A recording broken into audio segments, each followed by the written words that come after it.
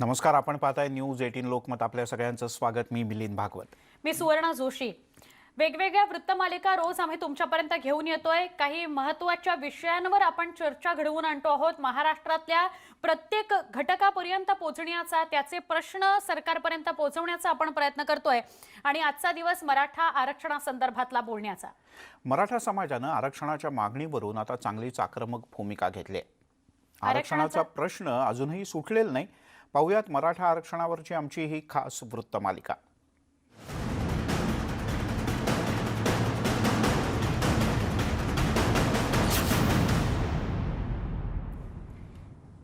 मराठा आरक्षणाचा प्रश्न पुन्हा पेटण्याची शक्यता निर्माण झाली आहे. पुण्यामध्ये मराठा क्रांती मोर्चानं काल घेतलेल्या पत्रकार परिषदेमध्ये एक मोठीच घोषणा केली. विधिमंडळाच्या अधिवेशन काळामध्ये 8 डिसेंबरला लॉंग मार्च काढणार असल्याचा इशारा मराठा क्रांती मोर्चाचे समन्वयक राजेंद्र कोंढरे यांनी दिला. तर अधिवेशन पुढे ढकलण्यात आलं तर पायी लॉंग मार्च काढणार असल्याचंही मराठा समाजाच्या वतीनं काल स्पष्ट करण्यात आलं. दुसरीकडे 11वीच्या विद्यार्थ्यांचा प्रश्न लवकरात लवकर मार्गी लावण्यावरून सुद्धा त्यांनी सरकारला धारेवर धरलं. शिक्षण मंत्री वर्षा गायकवाड यांनी शिक्षण प्रक्रियेमध्ये घोळ घातलाय असा आरोप करण्यात आला. सोबतच मराठा विद्यार्थ्याची फी माफी केली जावी अशी मागणी सुद्धा त्यांनी केली. वर्षा गायकवाड यांची राजीनाम्याची मागणी सुद्धा यावेळी मराठा समन्वयकांनी लावून धरली. आणि याच मुद्द्यावरून आता महाराष्ट्रातलं राजकारण आणखीन तापणार असं दिसतंय. कारण कालपर्यंत मराठा आरक्षणाच्या मुद्द्यामध्ये आम्हाला आरक्षण हवंय, ते स्वतंत्र हवंय अशी मागणी सातत्यानं मराठा आंदोलकांच्या वतीनं, मराठा आरक्षणाचे जे समर्थक आहेत त्यांच्या वतीनं करण्यात येत होती. मात्र काल हा सर्वोच्च न्यायालयातला तिढा लवकर सुटत नाही हे लक्षात आल्यानंतर कदाचित मराठा समाजातल्या नेत्यांनी आता आपली भूमिका थोडीशी बदलली आहे. आणि ओबीसी जर का स्वतंत्र आरक्षण मिळत नसेल तर ओबीसीमधलं आरक्षण द्या, पण आम्हाला आरक्षण द्या अशी आग्रही मागणी मराठा समाजाकडून होऊ लागली.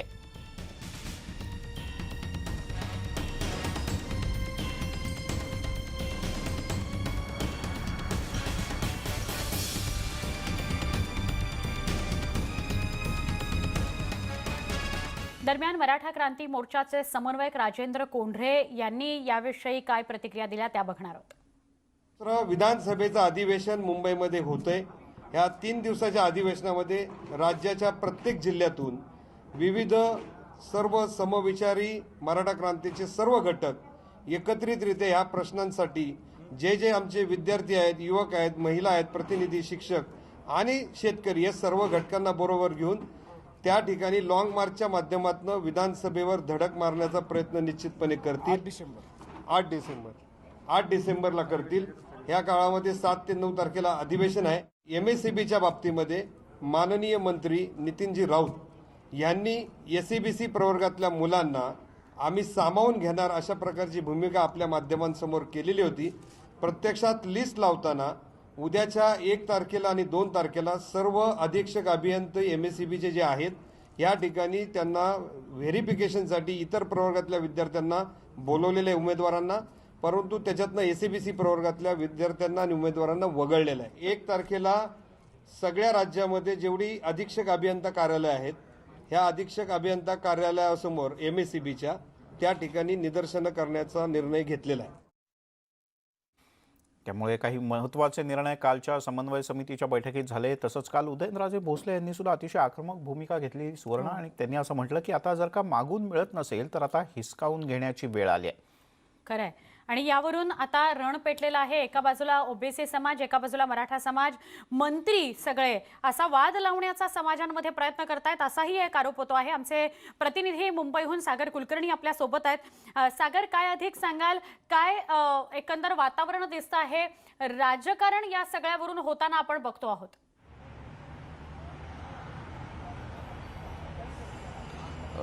काल पुण्यामध्ये वेगवेगळ्या मराठा आरक्षणासाठी संघटना लढत आहेत ते एकत्रित झाले होते आणि त्यांनी आक्रमक पवित्रा घेण्याची भूमिका घेतली आहे. अर्थात यानंतरनं राज्य सरकार, संघटना आणि राज्य सरकार केंद्र सरकारकडे दाखवत असलेलं बोट, म्हणजे सर्वोच्च न्यायालयाकडे दाखवत असलेलं बोट, या सगळ्या प्रक्रियेमध्ये आरक्षणाचा पूर्ण अडकून पडलेला आहे. एका बाजूला शालेय विषय आहे, तर दुसऱ्या बाजूला नोकरीचा प्रश्न, अशा दोन मुद्द्यांवर संघटना आक्रमक होताना दिसत आहेत. विशेष म्हणजे खासदार उदयनराजे यांनी सुद्धा आक्रमक भूमिका घेतलेली आहे. त्यांनी देखील स्पष्ट केलेलं आहे की जर आता मिळत नसेल तर हिसकावून घेण्याची वेळ आलेली आहे. दुसरीकडे ओबीसी नेतृत्व करणारे राज्यातले विजय वडेट्टीवार असतील किंवा छगन भुजबळ असतील, या नेत्यांवर सुद्धा कालच्या बैठकीमध्ये फार मोठ्या प्रमाणात टीकात्मक भूमिका घेण्यात आलेली आहे. वर्षा गायकवाड शालेय शिक्षण मंत्री यांची जी भूमिका होती, जी SBCच्या संदर्भात जो निर्णय घेण्यात आलेला आहे त्यावरनं सुद्धा नाराजी व्यक्त करण्यात आलेली आहे. कालच्याच बैठकीला आपल्याबरोबर बैठकीला उपस्थित होते वीरेंद्र पवार, ते आपल्याबरोबर आहेत. मुंबईमध्ये सगळ्यात महत्त्वाची भूमिका आरक्षणाच्या बाबतीत तुम्ही गेले काही दिवस मांडत आहात. आता तुमची भूमिका काय? कारण की काल तुमच्या वतीने सांगण्यात आलं की 8 तारखेला मोर्चा निघेल, राजीनाम्याची मागणी वेगवेगळ्या मंत्र्यांची करण्यात आली, पण त्याच्या पलीकडे काय न्यायालयीन प्रक्रियेमध्ये कशा स्वरूपात राहील? कारण की राज्य सरकार कोर्टाकडे बोट दाखवताना दिसतंय. राज्य सरकारची मागची 2 महिन्याची जर भूमिका बघेल तर फक्त कोर्टाकडे बोट दाखवण्याचं आहे. पण राज्य सरकार हे मायबाप असतं आणि ज्या मराठा समाजाच्या जीवावरती राज्यामध्ये सरकार आलेलं आहे त्या मराठा समाजाची अवस्था आज काय आहे ती बघणं फार आवश्यकता होती. शिक्षणामध्ये मराठा समाज संपलेला आहे, नोकरीमध्ये कुठेच नाही आहे आणि अशा काळामध्ये ज्यावेळी कुठेतरी चांगले दिवस मराठा समाजाला आले होते त्यावेळी या निर्णयामुळे मराठा समाजाचा फार मोठा अन्याय झालेला आहे आणि एक मानसिकता खचलेला मराठा समाज काल आम्हाला बघायला मिळाला. जे विद्यार्थी होते आमच्याकडे आलेले त्यांनी या थेट भूमिकेमध्ये आम्हाला तिथे धमकावलं की आतापर्यंत तुम्ही सांगता की 48 होते, 48चे 96 व्हायला बलिदान दिलेल्या मराठा समाजाचा वेळ लागणार नाही. अशा प्रकारच्या भावना जर मराठा युवकांच्या मुलांच्या जर तोंडून येणार असतील तर मराठा समाजाच्या समन्वयकांकडे भूमिका फार कमी राहतात. आज आम्ही ज्यावेळी भूमिका सरकारकडे मांडत असतो सरकार अलिप्त राहतं. आज 1 ते 1.5 महिना झाला सरकारबरोबर कुठलाही संवाद मराठा समाजाचा न नेत्याचा आहे, न संघटनेचा आहे, न कुणाचाच आहे. मग सरकार जर संवाद करणार नसेल, सरकार जर बोलणार नसेल, सरकार जर निर्णय घेणार नसेल तर मग मराठा समाजाची या मुलाने, या विद्यार्थ्यांनी आणि मोर्चेकऱ्यांनी नक्की करायचं काय? उद्रेक 100% होणार अशा प्रकारातनं. कारण ज्यावेळी तुम्ही कोणाच्या भावना दुखावता त्यावेळी एक गोष्ट वेगळी असते, पण ज्यावेळी तुम्ही कोणाचं खच्चीकरण करायचा प्रयत्न करता त्यावेळी समाज पुन्हा एकदा एकत्र येऊन जागा होतो आणि तुमच्या विरुद्ध येऊन लढणार. आज ज्यावेळी आम्ही काल वर्षाताई गायकवाडांच्या राजीनाम्याची मागणी केली, मागणी करणं स्पष्ट होतं आमचं की येणारी दुसरी लीग जर थांबवली नसती तर मुंबईमध्ये 13,000 मुलांना आज शिक्षणामध्ये सवलती मिळाल्या असत्या आणि महाराष्ट्रभराच्या तर त्याची संख्या फार मोठी होती. आणि आज ज्यावेळी तुम्ही आमचं आरक्षण, ज्यावेळी मराठा समाजाचं 12% आरक्षण ज्यावेळी तुम्ही रद्द करता त्यावेळी या 12% जागा नक्की तुम्ही देताय कोणाला? मुंबईमध्ये तुम्ही मराठी माणसाला तर 100% देत नाही, तुम्ही भरताय गचे या गुजराती मारवाड्यांचे, या म्हणजे बाकीच्या प्रांतातून आलेल्या लोकांचे, त्यांना तुम्ही ऍडमिशन देताय. कुणावरती? तर मराठा समाजाच्या सीटवरती. आणि पुन्हा सांगायचं आपलं महाराष्ट्र, मग हा नक्की महाराष्ट्र नक्की मराठी माणसांसाठी आहे, मराठा समाजासाठी आहे की बाकीच्या परप्रांतीसाठी? हा प्रश्न आमच्या समोर. प्रश्न असा उपस्थित होतो की आता याच्या पुढे काय शेवटी? कारण की राज्य सरकारचे जे मराठा आरक्षणाची उपसमिती होती तिचे अध्यक्ष अशोक चव्हाण असतील किंवा इतर सांगतात की काही संघटना हा मिठाचा खडा यात टाकू पाहत आहेत, भाजप प्रणित त्या आहेत. दुसरीकडे सर्वोच्च न्यायालयाकडे वारंवार अर्ज दाखल केलेला आहे. याच्या पलीकडे राज्य सरकारने काय करणं अपेक्षित आहे तुम्हाला? राज्य सरकारकडे बऱ्याच गोष्टी होत्या. मागच्या सरकारमध्ये असताना देखील त्यांनी फी सवलती दिलेल्या होत्या, त्या फी सवलती देताना कुठे दिसत नाही. ज्या ज्या ठिकाणी मेडिकलचे ॲडमिशन प्रायव्हेटमध्ये झालेले होते त्यांच्या फी सरकारने भरलेल्या होत्या. ज्या बाकी काही पॅरामीटर्स असतात, जसं सुपर न्युमेरल आपण म्हटलं होतं की सीट वाढवता येतात राज्य सरकारला, राज्य सरकार सीट वाढवू शकतं. हे तर राज्याच्या हातामधलं आहेत. राज्याच्या ज्या अखत्यारीमधल्या ज्या डिपार्टमेंट आहेत त्याच्या सीट्स राज्य सरकार वाढवू शकतं. केंद्रातल्या काही आहे त्याच्यासाठी ते केंद्राकडे अर्ज करू शकतं. पण फक्त सुप्रीम कोर्टाकडे बोट दाखवायचं आणि आपली बाजू सेफ करून घ्यायचं असं होणार नाही ना. शेवटी मग मराठा समाजाने जायचं कुठे? आमचं म्हणणं हे देखील होतं पुढे की सरकारने 2 पावलं पुढे यावं. असं काय कधीच नाही झालेलं ना की ज्या सुप्रीम कोर्टाच्या ऑर्डर आतापर्यंत आल्या त्या सर्व तंतोतंत राज्य सरकारने पाळल्यात. कधीच त्या बाबतीत कंटेम्प्ट झालेला नाही. असं कधीच झालंय की नाही झालंय? किती वेळा अशा केसेसची आपण उदाहरणं देऊ शकतो जिथे कंटेम्प्ट झालेला आहे. सुप्रीम कोर्टाची ऑर्डर आपण मान्य नाही करू शकत. आज महाराष्ट्रामध्ये सुप्रीम कोर्टाची ऑर्डर आपण सुप्रीम कोर्टात सांगू शकतो की नाही, ही ऑर्डर आम्ही नाही पास करू शकत. इकडे एवढ्या समाजाचा फार मोठा प्रश्न आहे आणि त्यांना मिळालेलं आरक्षण आत्ता मधोमध तुम्ही कॅन्सल केलं. प्रक्रिया सुरू व्हायच्या अगोदर आलं असं कोसळ, प्रक्रिया अर्धवट मधल्या पोझिशनला आल्यावरती नक्की कुणाचं ऍडमिशन कॅन्सल करायचं, कुणाला द्यायचं हे जर सरकार ठरवू शकत नाही तर त्या गोष्टीवरती सरकार कंटेम्प्ट करू शकतं. पण ती धमक जर सरकार दाखवणार नाही आणि जर सर्व शेवटी जर सरकार सांगत असेल आमच्याकडे काहीच पर्याय नाही, मराठा आरक्षण आम्ही देऊ शकत नाही, मग शेवटचा जो आमचा हिस्सा आहे तो तर आम्ही मागणारच. मराठा समाज सांगणार की ज्या ओबीसी समाजामधून आम्हाला आरक्षण दिलेलं आहे मग त्या 50% आम्हाला बसवा. ही तुमची जबाबदारी आहे सरकारची, बसवणं तिथे. कारण आम्ही 50% मध्ये बसण्यासाठी आम्ही कायदेशीर सर्व गोष्टी केलेल्या आहेत. 2 ओळीचं कायद्याचं आरक्षण घेऊन आलेलो नाही, कुठलं बेकायदेशीर आरक्षण घेऊन आलेलं आहे. संवैधानिकपणे पूर्णपणे आयोगाच्या मान्यतेने हायकोर्टाच्या मान्यतेवरती मिळालेलं आरक्षण आहे. एका 2 ओळीचं आरक्षण मराठा समाजाला मिळालं नाही. त्यामुळे मराठा समाजाचा हक्क ओबीसी मध्ये देखील तितकाच बसतो. फक्त आम्ही नेहमी हेच सांगतो की मोठ्या भावाच्या भूमिकेमध्ये कुणाचंही ताटातलं आम्ही हिरावून घेऊ शकत नाही. जर आम्हाला वेगळं दिलंय तर आमचं वेगळं ठेवा, पण जर सरकार म्हणणार असेल की तुम्हाला आता वेगळंही देऊ शकत नाही तर मग सरकारची जबाबदारी आहे की ते हिस्से कसे द्यायचे ते सरकारने ठरवायचे. पण मराठा ओबीसी वाद साध्य यातनं काय होणार आहे? नाही, मराठा ओबीसी वाद ह्याच्यामध्ये काही नाहीये. शेवटी आम्ही पण याच राज्यातले लोक आहोत. आणि ओबीसी म्हणजे नक्की काय हो? जे 12 बलुतेदार तेच मराठा समाज, त्याच्यामध्ये मराठा समाज ऑलरेडी कुणबी समाजाच्या अंतर्गत मराठा समाज त्याच्यामध्ये आहे. आणि ओबीसी म्हणजे ही काय नवीन जात नवीन निर्माण केलेली आहे का की मराठा वर्सेस ओबीसी? हा नवीन प्रकार कुठला तोच आम्हाला कळत नाही. जे 12 बलुतेदार जे सर्व लोक एकत्र बांधा लावून ठेवले त्यांना तुम्ही या आरक्षणाच्या बेसिसवरती 2 नवीन जात किंवा धर्म असे जर विभागणार असाल तर फार चुकीचं आहे. ओबीसी म्हणजे हा तुम्ही एक नवीन धर्म केल्यासारखा म्हणतात की आमच्या ओबीसी. आमचा म्हणजे काय? कोणाचा जन्मसिद्ध अधिकार नसतो आरक्षण म्हणजे. आरक्षण ही दिलेली एक सोय असते, ती एक फॅसिलिटी केलेली असते तुम्हाला वरती होण्यासाठी. आणि ज्यावेळी तुम्हाला त्याची प्रगती मिळते त्यावेळी ती सोडायची असते. हा काय कायमस्वरूपी एजेंडा नसतो की बाबा मी आता माझा ओबीसीचा टॅग. आणि जे ओबीसी नेते म्हणतात ना त्यांनी पण जाऊन समाजाला विचारावं की समाजामध्ये त्यांची जी भूमिका आहे ते समाज मान्य करतं का? कारण बांधायला लावलेले लोक. मला हे विचारायचं आहे की ओबीसी जे नेतृत्व करतंय सरकारमधलं मंत्री म्हणून छगन भुजबळ असतील, विजय वडेट्टीवार स्पष्ट भूमिका घेत आहेत की ओबीसीच्या आरक्षणाला कुठलाही इतर कुणाला घेऊन दिलं जाणार नाही त्याच्यामध्ये, विशेषतः मराठा समाजाच्या संदर्भात. नाही, प्रश्न साधा आहे. ओबीसीचे कोण मालक बनू कसे शकतात? उद्या मी सांगितलं मी ओबीसीचा मालक आहे असं तुम्ही कसं काय सांगू शकता की मी ओबीसीचा आहे म्हणून? ओबीसी हा तुम्हाला दिलेला आरक्षण आहे म्हणजे तुम्ही त्याचं नेतृत्व करताय. ठीक आहे, तुमच्या काही मागण्यांसाठी तुम्ही नाही नेतृत्व पण करताय सागर, म्हणजे तुम्ही सागर ठरवणार का? याच्यामध्ये एक मुद्दा असा आहे ओबीसीचे की नेते काल परवापर्यंत हेच मराठा समाजाचे सगळे नेते असं एकत्रितपणे सांगत होते की आम्हाला ओबीसी मधलं आरक्षण नको, आमचं खरंय. अस्तित्व स्वतंत्र आहे, आम्हाला स्वतंत्र अस्तित्व मिळालं पाहिजे. मग कालच्या बैठकीमध्ये असं काय झालं की समाजानं आपली भूमिका बदलली किंवा समाजाला बदलावी लागली आपली भूमिका?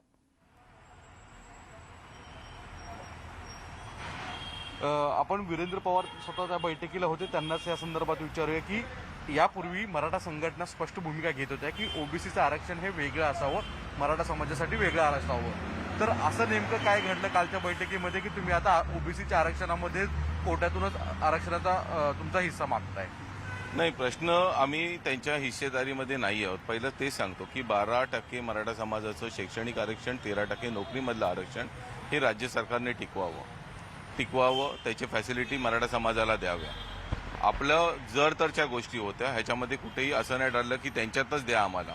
मी पहिल्यांदा सांगतो जे 12-13% एससीबीसी अंतर्गत मिळालेलं आरक्षण आहे ते टिकवणं राज्य सरकारचं काम आहे. जर राज्य सरकार टिकवू शकत नसेल, 50% कायम जर सुप्रीम कोर्टाची जर तशी ठेवली गेली तर मग पर्याय हाच होतो की मराठा समाजाला ओबीसी. हे माझं स्पष्टीकरण आहे त्याच्यावर. दुसरा प्रश्न असा येतो, कधीही मराठा समाज दुसऱ्याच्या ताटातला घेतल्यानं आतापर्यंतचा इतिहास बघा, मराठा समाजाने देण्याच्याच भूमिकेमध्ये राहिलेला आहे. शिक्षणापासून सर्व गोष्टी या मराठा समाजाने स्वतः न घेता दुसऱ्याला दिलेल्या आहेत. वीरेंद्र, याचा अर्थ तुम्ही पुढच्या काळामध्ये यावरनं आक्रमक होणार?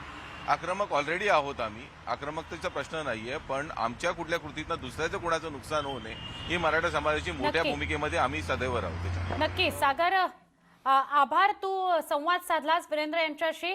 आणि राजेंद्र कोंढरे यांनी एसईबीसी मधून मराठा समाजाला आरक्षण देणं शक्य नसेल तर ओबीसीतून आरक्षण देण्याची काल मागणी केली, त्याविषयी ते स्वतःच काय म्हणाले, राजेंद्र कोंढरे स्वतःच बैठकीनंतर काय म्हणाले ते आपण आधी जाणून घेऊया आणि मग पुढच्या चर्चेकडे वळूया. बघा, राज्य मागासवर्ग आयोगाकडे जो टर्म ऑफ रेफरन्स होता तो मराठा समाजाचा इतर मागास प्रवर्ग म्हणजे सोशल एज्युकेशनल बॅकवर्ड क्लासमध्ये. पण राज्यातली सामाजिक आणि राजकीय परिस्थिती लक्षात घेऊन हे 50%च्या पुढच्या आरक्षणाचा मुद्दा घेतला, हायकोर्टाने मान्य केला, इथपर्यंत ठीक होतं.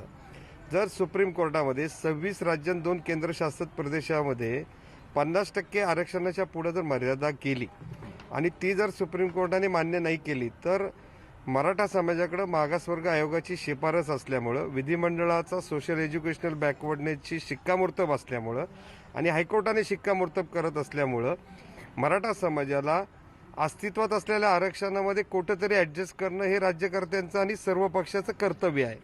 आणि त्या दृष्टिकोनातनं सगळ्या पक्षाच्या नेत्यांनी याच्यात सामंजस्याची भूमिका घेऊन हा विषय मांडला पाहिजे. तेव्हा समाजानं आपली भूमिका आता अधिक स्पष्ट केली आहे. किंबहुना आरक्षण मिळण्यासाठी कक्षा रुंदावलेल्या आहेत आणि याच संदर्भात आपण अधिक जाणून घेऊयात. विजय देसाई आपल्यासोबत आहेत, आपले प्रतिनिधी मुंबईतून, तर लक्ष्मण घाटोळ आपले प्रतिनिधी नाशिकहून आपल्यासोबत जोडले गेले आहेत. सगळ्यात आधी विजयकडे जाऊयात. विजय, काल पुण्यात बैठक झाली, आता मुंबईसह विविध ठिकाणी आंदोलनं होत आहेत, लाँग मार्चचा इशारा देण्यात आला आहे. काय म्हणणं आहे या समाजातल्या सगळ्या नागरिकांचं की आता त्यांना ओबीसीतलंही आरक्षण पाहिजे, जर का अन्य कुठलं मिळत नसेल तर? अन्य काही पर्याय नाही? मिलिंद सर, मी आता नालासोपाऱ्यामध्ये आहे. माझ्यासोबत सकल मराठा समाजाचे वसई विरार जिल्हाध्यक्ष विश्वास सावंत आहेत आणि माझ्यासोबत अजून शिरीष चव्हाण आहेत. या मराठा आरक्षणासाठी अगोदरचं जे सरकार होतं, जे युतीचं सरकार होतं, तेव्हा सुद्धा मराठा आरक्षणाचा मुद्दा हा गाजला होता आणि आता सुद्धा महाविकास आघाडीच्या सरकारमध्ये सुद्धा असतोय. विशेष म्हणजे या दोन्ही सरकारमध्ये मराठा समाजाचे नेते मोठे असताना सुद्धा आजही मराठा समाजाला झगडावं लागतं, ही शोकांतिका आहे असं येथील लोकांचं म्हणणं आहे. माझ्यासोबत सकल मराठा समाजाचे विश्वास सावंत आहेत. आपण त्यांच्याकडून जाणून घेऊया की नेमकं त्यांचं काय म्हणणं आहे. तर मला सांगा, तुमचं काय म्हणणं आहे आरक्षणाबाबत? गेली 5 वर्ष आम्ही आरक्षणावर झगडतो आहे. वसई तालुक्यात श्री चव्हाण साहेब असतील तर आम्ही सगळेच मराठा समाज अतिशय चांगल्याप्रमाणे काम करतो आहे. मला वाटतं सन्माननीय उद्धव ठाकरे साहेबांनी आमच्या समाजाला आता तरी न्याय द्यावा अशी आमची ठाम भूमिका आहे. कारण अनेक मराठा नेते आहेत आपल्याकडे, जर 70 ते 80 लोक आमदार आहेत या विधानसभेमध्ये. मला एकच म्हणणं आहे, चांगल्याप्रमाणे आम्हाला आरक्षण द्या आणि जे आमचे प्रश्न आहेत, ज्या मराठा समाजाला आज सध्या कुठेही ऍडमिशन भेटत नाही, 90% मार्क मिळालेल्या उमेदवार आपल्या कॅन्डिडेटला प्रवेश भेटत नाही, ह्याचा कुठेतरी निर्णय लागला पाहिजे. आज माझी सरकारला विनंती आहे, आज किंवा उद्या कोर्टात पिटिशन दाखल होणार आहे, त्याच्यात उद्धव साहेबांनी चांगल्यात चांगले वकील देऊन आपल्या मराठा समाजाला चांगला न्याय द्यावा अशी माझी इच्छा आहे. मला सांगा, सरकारमध्ये जे मराठा समाजाचे जास्तीत जास्त नेते आहेत, असं असताना काय मिळू नये तुम्हाला आरक्षण? सगळ्या पक्षाने, सगळ्या मराठा नेत्यांनी आपल्याला वारंवार सोडलं असं माझं ठाम मत आहे. मला एकच सांगणं आहे, जे मराठी नेते आहेत त्यांच्यानी आता तरी एकत्र येऊन आपल्या समाजाला प्रामाणिकपणाने न्याय द्यावा अशी आमची सर्वसामान्य मराठ्यांची इच्छा आहे. सर्वसामान्य माणसाची अशी इच्छा आहे की सर्व जे मराठा नेते आहेत त्यांनी एकत्र आलं पाहिजे. माझ्यासोबत शिरीष चव्हाण आहेत. सर सांगा, काय सांगाल या पूर्ण आरक्षणाच्या बाबतीत? आरक्षण हे मराठा समाजाचं जे लागू करण्याचा प्रयत्न चालू आहे आणि मागणी आहे ती रास्त आहे, परंतु आरक्षण हे एका राज्यापुरतं मर्यादित असू शकत नाही, एका जातीपुरतं मर्यादित असू शकत नाही. 28 राज्यामध्ये मराठा जातीच्या तत्सम समाजाच्या अनेक ठिकाणी मागणी आहे आणि त्यामुळे आता हा सुप्रीम कोर्टामध्ये विषय गेलेला आहे. वास्तविक तामिळनाडूला जे 50%च्या वर आरक्षण दिलं त्यावेळेला नरसिंहराव पंतप्रधान होते आणि त्यांनी तो लोकसभेमध्ये कायदा पास करून आरक्षण तामिळनाडूसाठी लागू केलं. तशा प्रकारचा कायदा जर महाराष्ट्रासाठी, मराठा समाजासाठी जर केंद्र सरकारने लागू केला, आता तर त्यावेळेला नरसिंहरावांकडे 2/3 बहुमत नव्हतं तरी त्यांनी ते केलं. जर आता मोदींकडे जर 2/3 बहुमत आहे आणि खरोखर भाजपाला जर कळवळा असेल तर मराठा आरक्षणाला अध्यादेश काढून मान्यता द्यावी, तरच ते सुप्रीम कोर्टामध्ये टिकेल. नाहीतर सुप्रीम कोर्टामध्ये आता आजच सुनावणी आहे असं कळतंय. वास्तविक मराठा समाजाचं आरक्षण पोटतिडकीने मराठा समाज मांडत आहे, परंतु त्याच्यात राजकारण केलं जातं. इकडे दाखवायचं मराठा समाजाच्या पाठी आम्ही आहोत आणि इकडे ओबीसी नेत्यांना फूस लावायची, अशा प्रकारचं राजकारण गेले पूर्वी 5 वर्षात युतीच्या काळात सुद्धा होतं आणि आताही होत आहे. सरकारमध्ये जे आता जे अगोदरच्या ना आता जे मध्ये राजकारण सुरू आहे असा यांचा आरोप आहे. मिलिंद सर, नक्की. तू ज्यांच्याशी बोललास त्याच्यामधून एक महत्वाची प्रतिक्रिया समोर आली की निदान आता तरी सगळ्या महाराष्ट्रातल्या मराठा नेत्यांनी एकत्र यावं आणि मराठा आरक्षणासाठी प्रयत्न करावे. तू असा सोबत राहा विजय. आपल्याबरोबर सागर सुद्धा आहेतच, पण नाशिकला आमचे प्रतिनिधी लक्ष्मण घाटोळे आहेत, त्यांच्याशी बोलूया. लक्ष्मण, आता कालची जी बैठक झाली त्यानंतर मराठा समन्वयकांनी अशी भूमिका स्पष्ट केली की आता एसईबीसी मधून जर सरकार आम्हाला आरक्षण देऊ शकत नसेल, खरं तर त्यांनी तिथूनच द्यायला हवं आहे, पण देऊ शकत नसेल तर आता ओबीसी मधून आम्हाला आरक्षण मिळावं. याने अजून समस्या जटिल होईल आरक्षणाची. महाराष्ट्रातल्या सगळ्याच ठिकाणी आता ही मागणी समोर येऊ लागलेली आहे आणि याचा जर विचार केला तर सुरुवातीला ज्या मराठा समाजानं शांततेच्या मार्गाने लाखोंच्या संख्येनं मोर्चे काढले, त्या मोर्चांच्या दरम्यान एकच मागणी होती या समाजाच्या सर्व पदाधिकाऱ्यांची की मराठा समाजाला स्वतंत्र आरक्षण मिळावं. मात्र गेल्या काही दिवसांपासून राजकीय वातावरण ज्या पद्धतीने गढूळ करण्यात आलं त्यानंतर आता हा आक्रमक झालेला मराठा समाज आपल्याला ओबीसीतून आरक्षण मागतोय आणि त्यामुळे हा वाद जो आहे तो पुढच्या काळामध्ये अधिक चिघळण्याची शक्यता आहे. कारण ओबीसी समाज देखील या सर्व प्रश्नांवर आक्रमक होऊ शकतो, मराठा समाज देखील आक्रमक आहे आणि यामुळे महाराष्ट्रातलं राजकीय वातावरण असेल, सामाजिक वातावरण जे आहे ते दूषित होणार आहे. मात्र या सर्व घटनांमुळे नाशिकमधल्या मराठा क्रांती मोर्चाचे पदाधिकारी, काही वकील जे आहेत ते आपल्यासोबत आहेत. आपण त्यांच्याशी बोलूया. नक्की ह्या सर्व वादामुळे नक्की पुढच्या काळामध्ये कशा प्रकारे त्यांच्या भूमिका असणार आहे. नाशिकमधल्या समन्वयकांनी शरद पवारांच्या घरी आंदोलन करण्याचा इशारा दिला आहे, पुण्याच्या लोकांनी विधान भवनावर आंदोलन करण्याचा इशारा दिला आहे. आपल्यासोबत हेच पदाधिकारी, आपण त्यांच्याशी बोलूयात. काय वाटतंय, ओबीसी समाजातून आरक्षण मागितल्यामुळे नवा वाद होऊ शकतो? हे बघा, मराठा समाजाने कधी कोणाच्या आरक्षणाला धक्का न लावता आरक्षणाची मागणी केली होती, परंतु आपण आताच्या सध्याच्या परिस्थितीत जर बघितलं तर ओबीसीतले काही नेते, त्याच्यात विजय वडेट्टीवार असतील, माननीय भुजबळ साहेब असतील किंवा आव्हाड साहेब असतील, त्यानं आमच्या आरक्षणाला धक्का लावू नका, आमच्या आरक्षणाला धक्का लावू नका, ओबीसी रस्त्यावर उतरतील, हा धमकावण्याचा जो प्रकार चाललाय ना, हा प्रकार मराठा समाज खपवून घेणार नाही. मराठ्यांनी कधी कोणाला दुखवलं नाही, कोणाच्या आरक्षणात कधी आड आले नाही आणि या संदर्भात जर कोणी आमच्या अंगावर येत असेल तर म्हणून कालची ही मागणी पुढे आली ना, त्याला एकमेव कारण हे ओबीसीचे नेते. लक्षात घ्या, मराठा समाजाने त्याचं न्यायिक आरक्षण मिळवण्यासाठी त्याच्यासाठी आयोग स्थापन केला. आयोगाच्या माध्यमातून आम्ही तो अहवाल बनवला, अहवाल बनवून तो राज्य सरकारने ऍक्सेप्ट केला, त्याच्यानंतर हायकोर्टात टिकलं.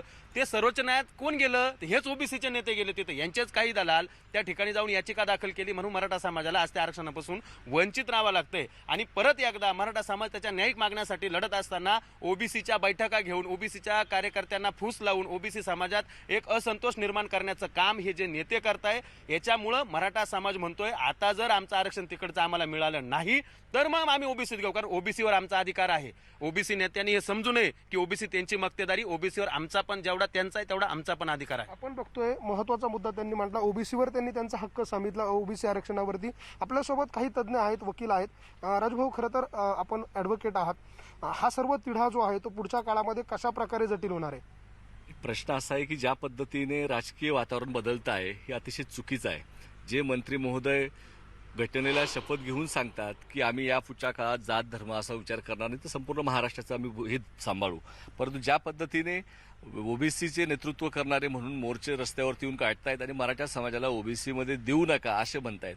खरं मूळ प्रश्न असा आहे की ओबीसीमध्ये आरक्षण मराठा समाज आजच्या मिनिटाला मागत नव्हता. न्यायालयीन बाब चालू असताना अशा प्रकारे एखाद्या समाजाला चिथावणी देण्यासारखा हा प्रकार आहे. प्रथमतः मुख्यमंत्री महोदयांनी संबंधित मंत्र्यांना त्यांना सांगितलं पाहिजे की हे थांबवा, अथवा महाराष्ट्रामध्ये जातीमध्ये धर्माधर्मामध्ये वाद निर्माण होण्याची शक्यता आहे. आणि ज्या पद्धतीने खरं कुणबी समाज हा ऑलरेडी मराठा ओबीसीमध्ये आहेच, म्हणून याचा अर्थ ते आम्ही त्याच्यातले भाग नाही, अशातला भाग नाही, परंतु ज्या पद्धतीने राजकारण होतं हे चुकीचं आहे, न्यायालयीन बाब आहे. राजकारण होतंय आणि त्यामुळे ह्या सर्व गोष्टींमुळे पुढच्या काळामध्ये वातावरण गढूळ होऊ शकतं. न्यायालयीन बाब आहे, यामध्ये आता मुख्यमंत्र्यांनी त्यांच्या मंत्र्यांना खरं तर समजावलं पाहिजे की विनाकारण या सगळ्या गोष्टींवरती कुठल्याही प्रकारचा वाद उभा करू नये. हा जो काही वाद उभा राहिलाय तो या मंत्र्यांच्या वेगवेगळ्या विधानांमुळे उभा राहिलाय आणि त्याचमुळे आता हा सर्व समाज आक्रमक झालेला आहे. नालासोपाऱ्यातून विजय देसाई आणि आपण लक्ष्मण घाटोळे यांच्याशी नाशिकमधून बोलत होतो. मुंबईतून आपल्याबरोबर सागर आहेतच. या सगळ्यांशी आपण बोलत राहणार आहोत. मराठा आरक्षणाच्या मुद्द्यावरून खासदार उदयनराजे भोसले चांगलेच आक्रमक झाले होते. किती दिवस मागत राहायचं, आता हिसकावण्याची वेळ आली, अशा शब्दात राजेंनी राज्य सरकारला इशारा दिलाय. मराठा आरक्षण आधीच का दिलं नाही हे त्या वेळेच्या नेत्यांना विचारलं पाहिजे. म्हणजे असं सांगताना त्यांनी उदाहरण दिलं शरद पवारांचं. मंडल आयोगाच्या वेळेला शरद पवार मुख्यमंत्री होते, त्यांनाही विचारायला हवं असं म्हणत त्यांनी पवारांवर सुद्धा निशाणा साधला. एवढंच नाही तर काहीसे आणखीन आग्रही होत देवेंद्र फडणवीस यांनी मराठा आरक्षण टिकवलं, पण त्यांना नावं ठेवली गेली. त्यांना पुन्हा मुख्यमंत्री करा, मी त्यांना आरक्षण द्यायला भाग पाडतो, असा दावाही राजेंनी केला. जातीचं राजकारण करायचं, त्या पदावरती मग संभाजी राजेंची नेमणूक करा, मग मुख्यमंत्री म्हणून करून टाका, प्रश्न सोडवतील.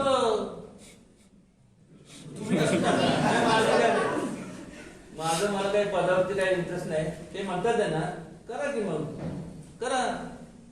देवेंद्र फडणवीस हा मराठा, हे मराठा नसून त्यांनी नेलं ना, त्यांनी जात बघितली का पात बघितली, काय बघितलं ना, त्यांनी संपूर्ण हे केलं, भेटलं ना, सत्तांतर झालं. त्यानंतर ह्या लोकांनी ते पुढे न्यायला पाहिजे होतं ना, त्यांनी इथपर्यंत नेलं. पुढचं तुम्ही आता या परत, मग त्या सत्ता त्यांच्या हातात, देवेंद्रांच्या हातात नाही. असं म्हणते की पहिल्या कॅबिनेटमध्ये धनगर समाजाला आरक्षण देतो, हे कसे देत, ते काय म्हणाले मला माहिती. तुम्ही देवेंद्रांच्या हातात सत्ता द्या, आरक्षण तुम्हाला मिळून द्यायची जबाबदारी देईल, मी त्यांच्याकडनं आरक्षण तुम्हाला मिळवून देतो, बस द्या आता त्यांच्या हातात सत्ता मिळणारच. 1 2 3 4 किती 2 तपपेक्षा जास्त निघून गेले, प्रश्न प्रलंबित आहे. आणि मग असं असताना मग जर हे लोक म्हणत असतील की मराठ्यांचे आम्ही कैवारी आहोत, मराठा स्ट्रॉंग मॅन, हे कितपत मला सांगा नाही, ही उपमा कितपत लागू होती. काही मागितलं नाही आपल्या लोकांकडनं, हे मोठे लोक आहेत फार, असं हे समजतं. हे मोठे नाही आहेत, वयाने मोठे आहेत, पण हे मोठे एवढ्या करतायत कारण अनेक तुमच्यासारख्या मतदारांनी त्यांना निवडून दिलं, त्या पदावर बसवलं, त्यांच्यावर विश्वास ठेवला, म्हणून त्या पदावर गेल्यामुळे ही मोठी आहे. आणि आता एक आठवण, आपल्या आजूबाजूला अशी अनेक व्यक्तिमत्व असतात जी वेगवेगळ्या क्षेत्रात नाम कमावतात, चमकदार कामगिरी करतात, खेळात असो, शिक्षणात असो, कलेत असो किंवा इतर कोणत्याही क्षेत्रात. अशा एखाद्या मुलीला तुम्ही जर ओळखत असाल तर त्यांना आपण सगळ्यांनी मिळून जगासमोर आणायला हवं. आणि त्याकरता आजच रजिस्टर करा news18.com/younggenius किंवा बायजूस ॲप डाउनलोड करा आणि यंग जिनियस सेक्शनला भेट द्या. बायजूस यंग जिनियस न्यूज 18चा हा उपक्रम आहे, हे इनिशिएटिव्ह आहे.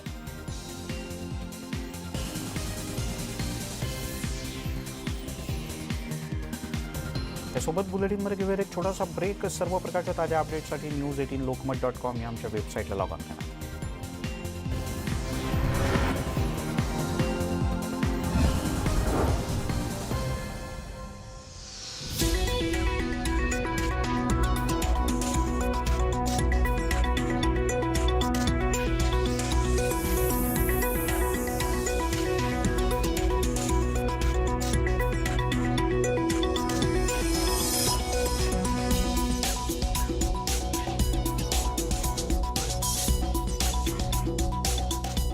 नाती